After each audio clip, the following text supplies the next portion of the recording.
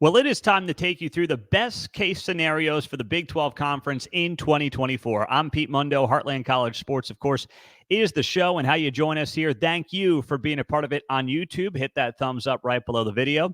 Of course, on the podcast, if you could take a second out to leave that 5-star rating and review, and our radio affiliates. Thank you for being here and for being a part of the show. So, this is something that has come up a lot. People have asked me, they've said, hey, Pete, what are the best case scenarios for the Big 12 Conference? And before I get to them, if you're watching on YouTube, you can tell we're coming to you from a remote location, spending some family time, doing some vacationing before, of course, a wild and crazy fall football season and news season comes our way across the Heartland and across America. But I wanted to make sure I was still bringing you content and bringing you shows, and that's what we're doing here at Heartland College Sports. So this is very simple. Yes, the Big 12 needs great parity. Yes, the Big 12 needs to put itself in a position where it has an incredible November, the best November in all of college football. The Big 12 has the ability to accomplish that. But what the Big 12 also needs to have happen is it needs to have a breakaway contender, maybe two in a perfect world. But the Big 12 does not want to say, hey, we've got great parity, but we've got 2 8-4 teams in our Big 12 championship game. And then we send a 9-4 team to the college football playoff who gets a bye and then gets its clock absolutely cleaned by an at-large SEC Big 10 team. That's not what the Big 12 wants to have happen this year. The Big 12 needs that 10-2, 11-1 team that then gets a bye, and if they don't win their second-round college football playoff game, they are at the very least damn competitive in how they go about playing in that game. That's what the Big 12 desperately needs to have happen. Now, you're probably maybe wondering, why does the Big 12 need that to have? Why do they need that to play out that way? Very simply this. The Big 12 cannot afford to lose the war that is going to play out in college football media after this season. After year one of the college football playoff, I have no doubt in my mind that the national college football media narrative is going to be this. We cannot do automatic buys for conference champions. Conference championships are meaningless. Conference championships don't mean what they used to. We need to get the best 4 teams to have buys. Conferences be damned. And this past year is exactly proof of that and proof of why. That's what the Big 12 desperately needs to avoid.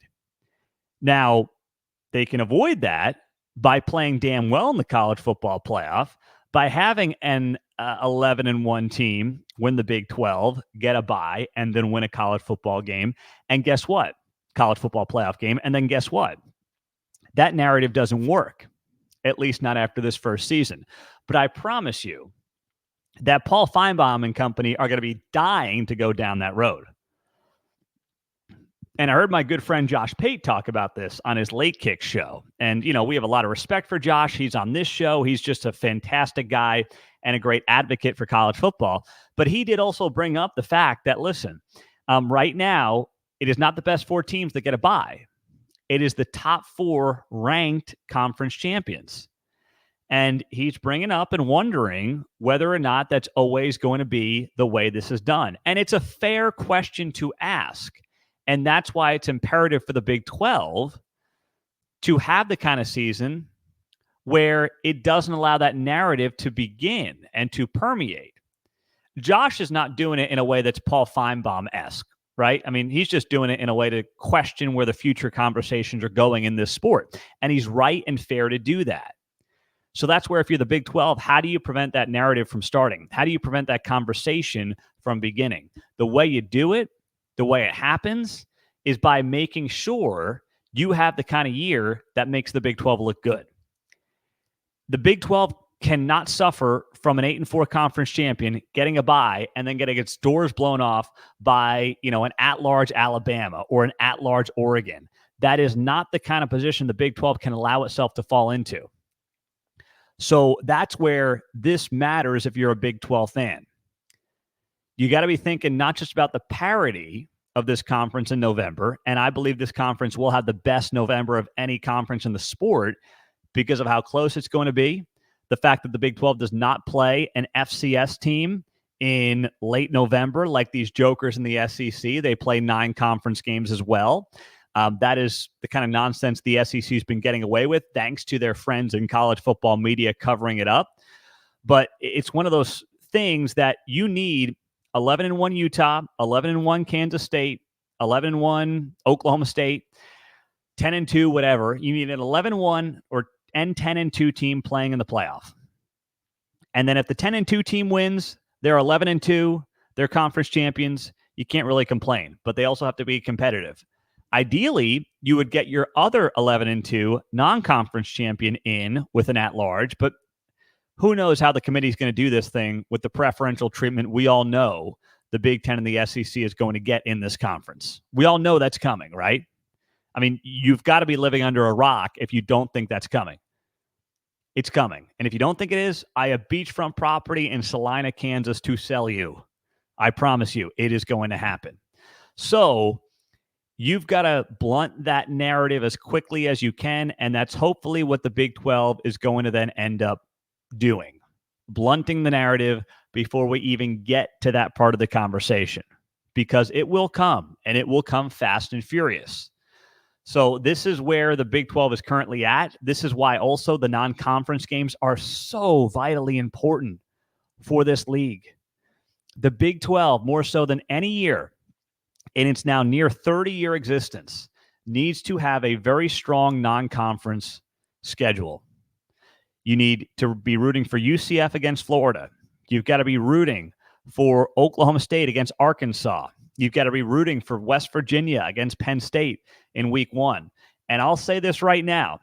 If Houston beats Oklahoma, I will buy Houston football gear and I will wear it on this show.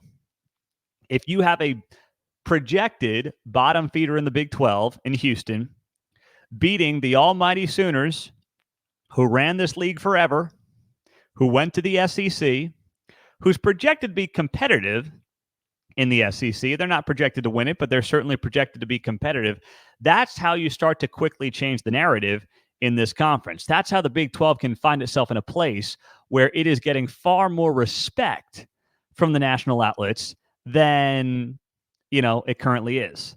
You got to be rooting for Deion Sanders against Nebraska early in the season. I know many of you don't want to root for Deion, but you should be rooting for Deion Sanders as they get set to take on Nebraska early in the season. Every single one of these non-cons for the Big 12 is going to matter. Now, the other part of it, and the reason there's extra emphasis on these non-cons, is because there are some weird non-conference games in the Big 12 that pit Big 12 team against Big 12 team. Baylor and Utah play each other as their premier non-conference game. Of course, they're both in the Big 12. So it really doesn't mean a whole lot when they're Big 12 teams playing each other in the non-conference. Unfortunately, I wish it weren't the case, but these schedules are set years in advance.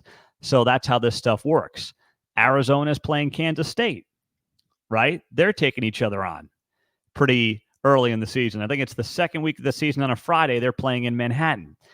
Once again, that game's been there for years. You can't really get rid of it. You can't change it if you're the Big 12. You just got to kind of roll with it and understand that it is what it is. But unfortunately, it takes some of your premier teams. It takes 3 of the best teams in the Big 12, or at least projected best teams in the Big 12, Kansas State, Utah, and Arizona, and does not allow them to have a premier non-conference opponent.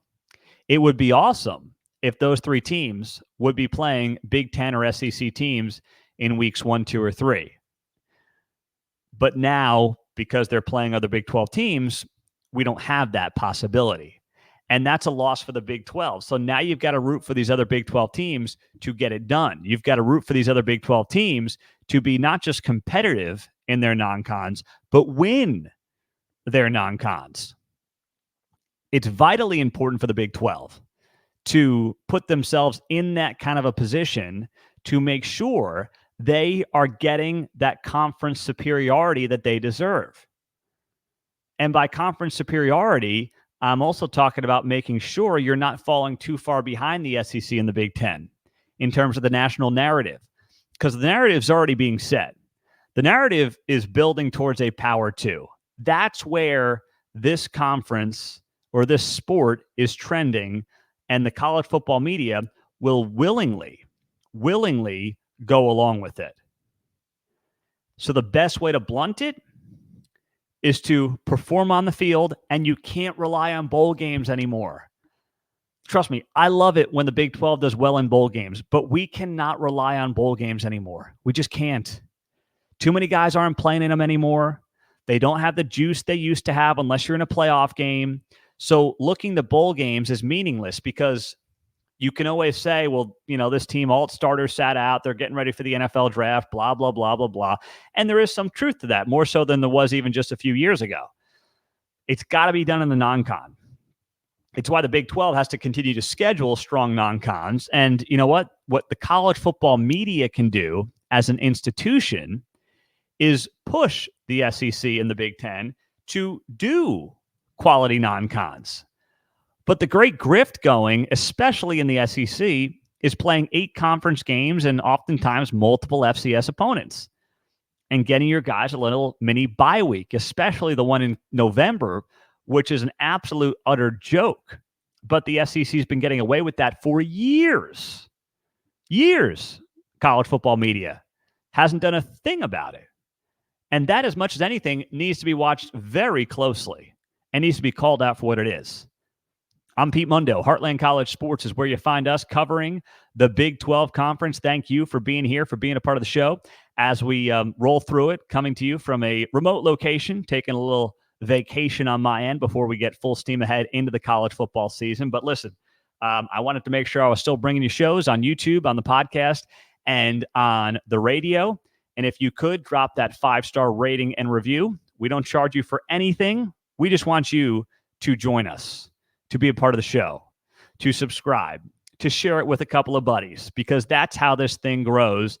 And that's how we can continue to bring you all this content for free at Heartland College Sports. So that being said, when I'm looking at storylines that continue to percolate around the Big 12, I don't know how you feel about this, but I've got to call out ACC Commissioner Jim Phillips, who said at ACC Media Days that the ACC was a top 3 conference. Dude, there is nothing to suggest the ACC is a top 3 conference. Nothing whatsoever. The ACC is clearly the 4th of Power 4 conferences right now. Now, I think Florida State would be right up there with the best of the best in the Big 12. But outside of that, Clemson's down.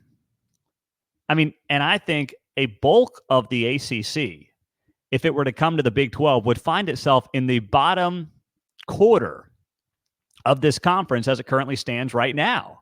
I don't think it would be really much of a shock to see any of these teams come to the Big 12 and be in that bottom 3, 4, 5 teams. I think most of them would be, outside of maybe the top 1 or 2.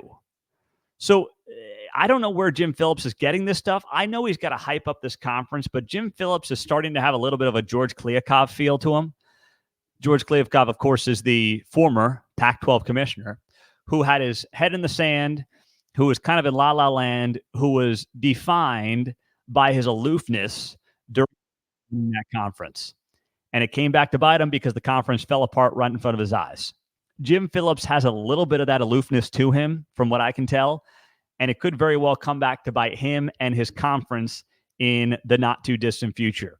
I am not going to sit here and do realignment, and I'm not going to sit here and, put expansion in every headline of every piece of content that I do, because there's actual football to start talking about. Now, we'll do some realignment stuff when real news is breaking, but I can't do speculation after speculation after speculation on this show just for fun. There's actual football coming up. So let's talk about that at Heartland College Sports. But I do know this much. Jim Phillips is right now facing a very tough uphill climb to keep his conference together in the ACC. And it's one of those things that if you're a Big 12 fan, you are watching from afar, you are following very closely, And you are realizing that when it comes to where this conference is at, where the Big 12 is at, the Big 12 finds itself in a very strong position compared to the ACC, which has its top two teams basically doing everything in its power to try to get out. And yes, there's a chance that the Big 12 can be capitalizing on that. There's no doubt about it. Now, the hype train of Heisman trophies. Let's spend a few minutes on that on Heartland College Sports. I'm Pete Mundo. Hit that subscribe button. The Avery Johnson hype train, I'm afraid, is getting wildly out of hand for the Big 12 and for the Kansas State Wildcats. I love Avery Johnson. I think he can be a star in college football. But when I saw the New York Post project Avery Johnson to win the Heisman Trophy, I said, that's where I put my foot down. That's where I say it's just too much. I love Avery Johnson. I want to see him do well for Kansas State. In fact, arguably the best storyline for the Big 12 this year would be Kansas State getting to a college football playoff on the backs of two childhood friends in the state of Kansas, Avery Johnson and Dylan Edwards. But we're getting out of hand here on the Avery Johnson hype train. I mean, in the end, the guy had a great bowl game, but he completed 45% of his passes in that bowl game. Now he's got a new offensive coordinator. Colin Klein is gone. Of course, he went off to Texas A&M. He's a rising true sophomore. I'm not quite convinced his offensive line is going to be as good as it was last year. He still was the backup, obviously, for the most part of last year. He got some valuable reps, but still, we are basing in large part this hype train off of his recruiting profile and one bowl game. And that's just too much. I can't get myself to that point. And I don't think any, even Kansas State fan has got to be like, okay, I like my team. I like the leader of the team. I like where this thing can go with Avery Johnson leading the offense. But let's not predict this guy to win the Heisman Trophy and act like he's Colin Klein going into the 2012 season or Michael Bishop back in his heyday. Let's just kind of watch this offense work together for a little bit. I mean, if they lose to Arizona in week 2 in a non-con, which is technically a non-conference game, he's not even the best quarterback on the field that day. With the Arizona guy, of course, another one who could end up in New York City as part of the Heisman Trophy conversation. So forget being the best quarterback in the country. He might be the second best quarterback on the field in week 2. So this hype train is getting, I think, out of hand for Avery Johnson. I love it for the Big 12. I think it's great that Kansas State is getting that type of hype at that position. And if you combine them with Dylan Edwards and what the offense can do, certainly, there's tremendous potential there for the Big 12 and for the Kansas State Wildcats. But I'm not jumping in yet. And the more people that do, the more likely I am to jump off. In fact, I saw this debate on social media. Who's more likely from the Big 12 to win the Heisman, Ollie Gordon or Avery Johnson? I'll take the guy who had 2,000 yards from scrimmage last year over the guy who threw 66 passes. It's not a knock on Avery Johnson, and it just means that when you're comparing those two and what they've actually accomplished at this level of football, it's vastly different. And by the way, I don't think Ollie Gordon is going to match last year. It would be great if he did match last year. But remember, Chuba Hubbard had a huge year, came back, and was a shell of what he was. Didn't come close to the year he had prior for the Oklahoma State Cowboys. Not saying that's going to be Ollie Gordon necessarily, but very rare for a running back does that happen, where you have a massive year, you come back, and you exceed the year prior. Because now the defenses are locked on you, and they're going to say, you know what, Alan Bowen, beat me through the air. You can't beat me with your legs. We know that much. Beat me through the air. And that is going to be incredibly fun to watch as the season gets underway. And we also know, Ollie Gordon's odds are better because he's not missing any games after the DUI. So, because as Mike Gundy said, he's done it 1,000 times in his life or something like that in a, weird comment that took place at Big 12 Media Days. Of course, just a couple of weeks ago. I'm Pete Mundo, Heartland College Sports. Thank you for being here, for joining us as a part of the show. Subscribe. We keep all our content free. We just want you to share it, subscribe to it, hit the thumbs up below the video. And if you're on the podcast, could you take 30 seconds out and leave that 5-star rating and review? So appreciate you doing that. And of course, join the Heartland College Sports Forums. They are free.